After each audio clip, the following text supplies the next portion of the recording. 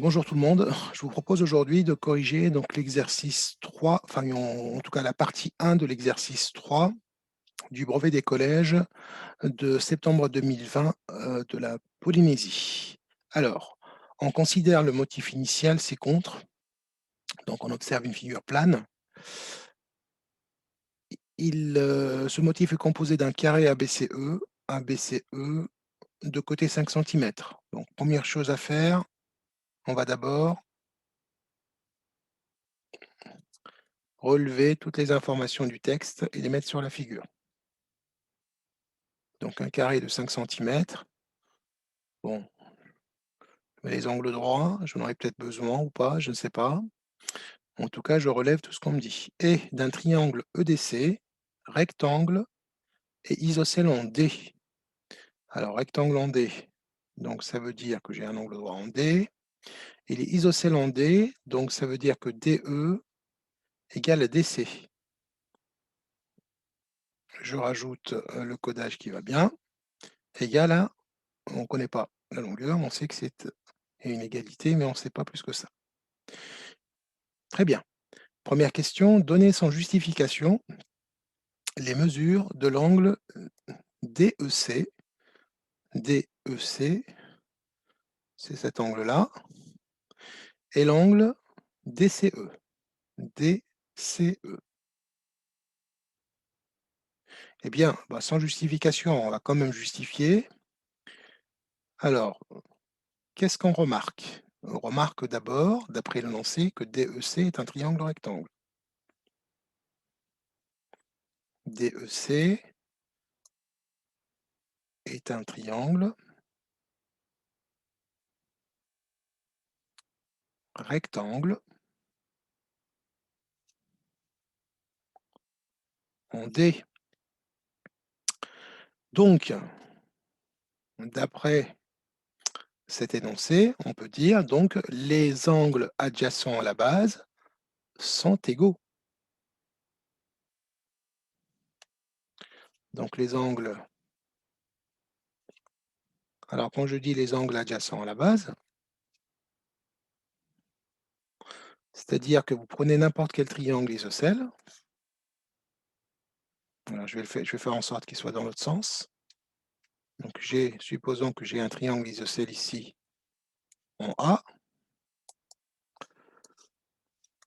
eh bien à partir de là, les angles adjacents à la base, c'est-à-dire ces deux-là, seront de même mesure.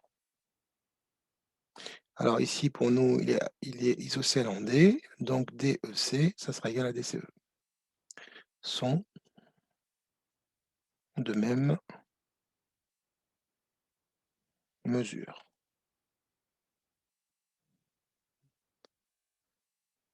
Donc j'ai le droit d'écrire que DEC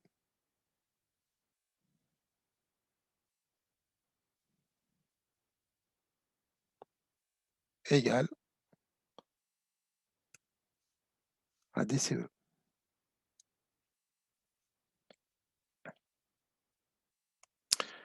Donc ça, c'est la première remarque. La deuxième remarque, d'autre part, ou bien on sait que la somme des angles, des mesures, des angles, et des propriétés de cours, sont des propriétés de cours. Hein. Donc la somme des mesures des angles dans un triangle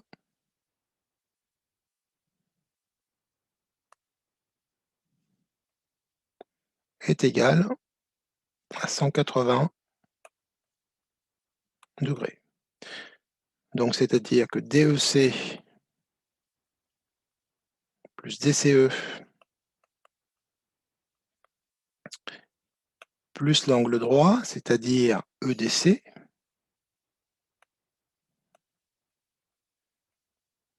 tout ça est égal à 180. OK. De plus, on sait que EDC est un angle droit. Donc je vais pouvoir écrire que la somme des 2 angles adjacents à la base, la somme de leurs mesures, ça va me donner 90. Et puisque ils sont égaux, donc chacun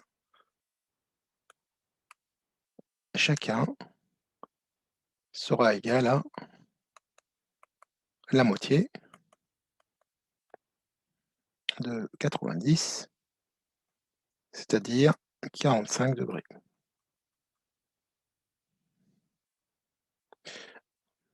Donc là, je peux rajouter or DEC est égal à DCE.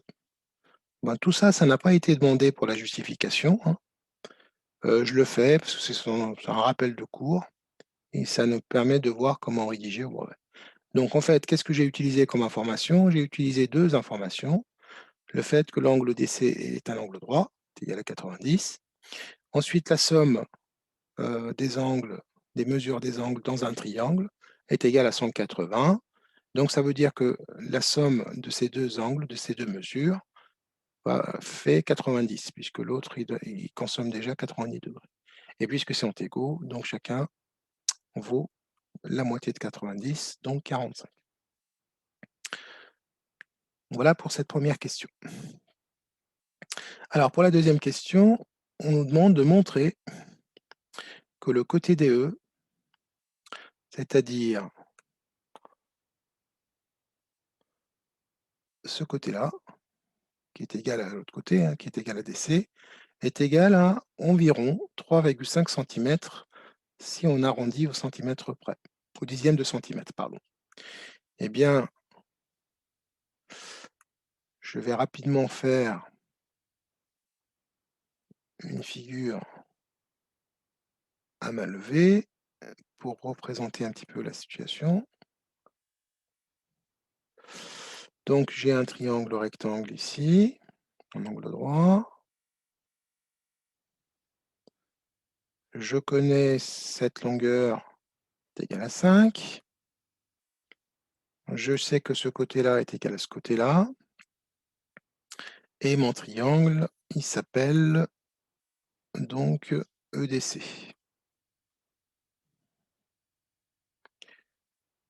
avec un angle droit en D. Donc d'après mon cours, j'ai un triangle rectangle, je connais l'hypoténuse, donc je vais pouvoir m'en sortir. Vous allez voir comment je vais pouvoir m'en sortir. Donc il y a 2 méthodes pour le faire. On va commencer d'abord par le théorème de Pythagore.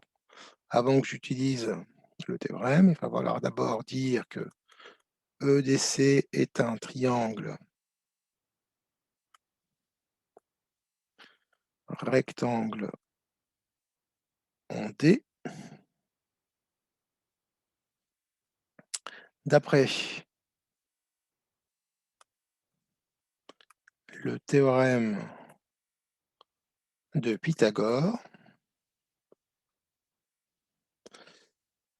on a donc le carré de l'hypoténuse égal à la somme des carrés des 2 autres côtés. Alors je sais, moi je cherche ED, qui est égal à DC. Or, ED égale à DC, donc tout ça, en fait, réellement, est égal à 2 fois ED au carré. Puisque ED égale à DC, donc ED carré égale à DC carré. Donc je vais pouvoir l'écrire que EC au carré est égal à 2 fois ED au carré. Maintenant, je vais remplacer. Donc 5 au carré égale à 2 fois OD au carré. Alors 25,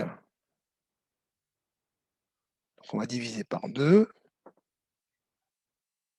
ça sera égal à ED au carré. On arrive à 5 au carré égale à 2 ED au carré, je remplace. 25 sur 2 égale à ED au carré. Donc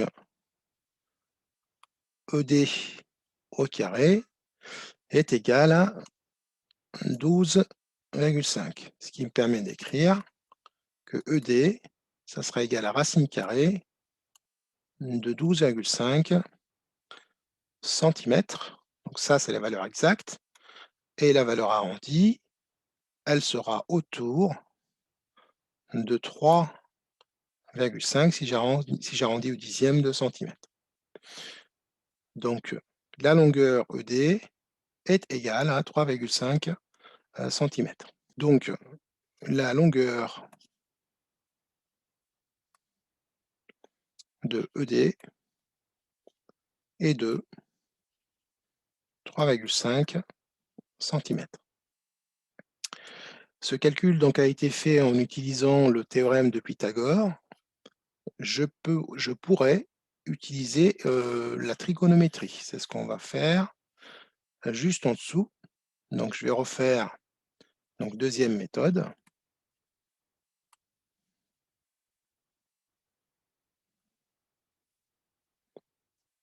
Alors, je refais un petit croquis avec donc E, D, C, 5 centimètres ici, et j'ai un angle droit. Donc, le début de la rédaction démarre de la même manière. Donc, EDC est un triangle rectangle en D.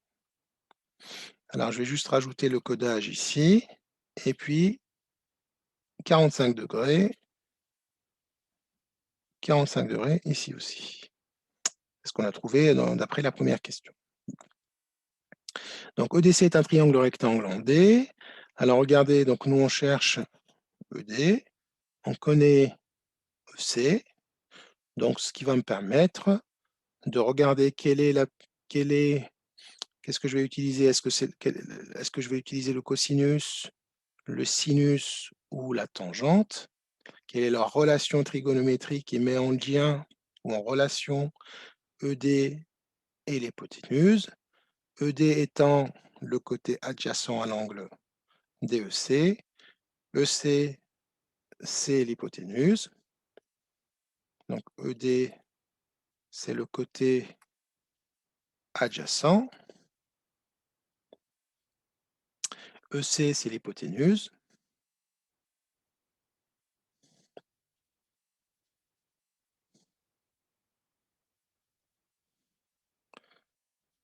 Voilà, je vais pouvoir utiliser le cosinus. Donc cosinus de DEC égale côté adjacent divisé par l'hypoténuse.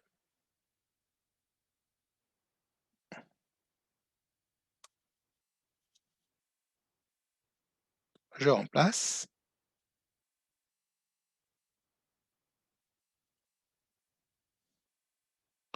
Alors le côté adjacent, c'est ce que je cherche,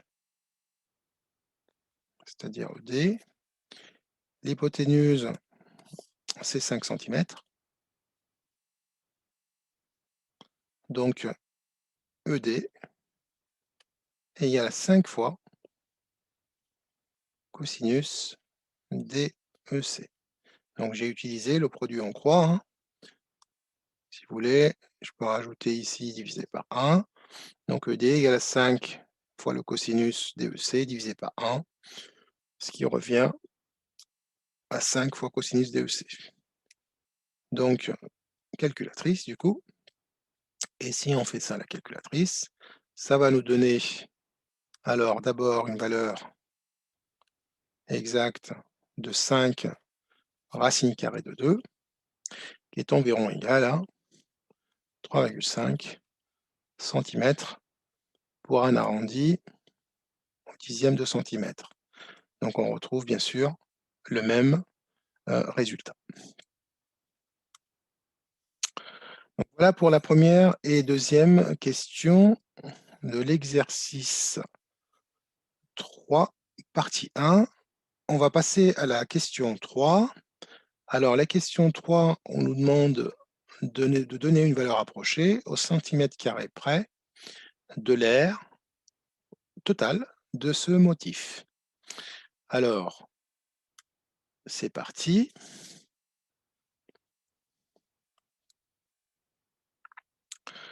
Alors, ce motif est composé de deux formes géométriques. Donc, le premier, c'est notre triangle rectangle en D, et le deuxième, c'est le carré. Alors, je vais commencer d'abord par l'aire du triangle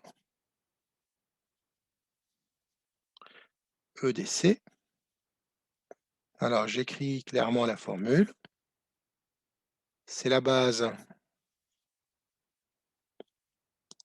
fois la hauteur divisé par 2. Alors, pour notre base, c'est ce qu'on a trouvé ici, ED en valeur exacte. Donc, on peut utiliser cette base-là puisqu'on a un angle droit.